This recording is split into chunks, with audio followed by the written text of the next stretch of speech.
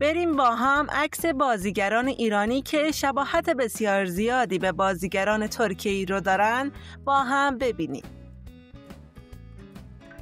نگار جواهریان و سرنای ساریکایا، ریحانه پارسا و سیمای بارلاس، نرگس محمدی و هانده ارچل، نگین معتزدی و بیگ اونال، بیتا سحرخیز و عزلا میلیماز، اشکان خطیبی و تانر اولمز، پژمان بازقی و کیوانش تاتیلیتوق،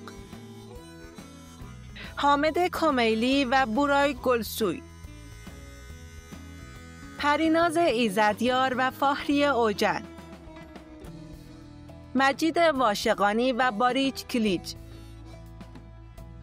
حدیث میرامینی و برجو اوزبرک، جوانه دلشاد و سوگورجو یازگیجوشگون. اینم از شباهت بسیار زیاد بازیگران ایرانی و ترک. مرسی که تا اینجای ویدیو همراه من بودید. یادتون نره که سابسکرایب کنید و زنگوله رو هم بزنید. منتظر ویدیوهای بعدی باشید. یه لایک هم بکنید. خدا نگهدار.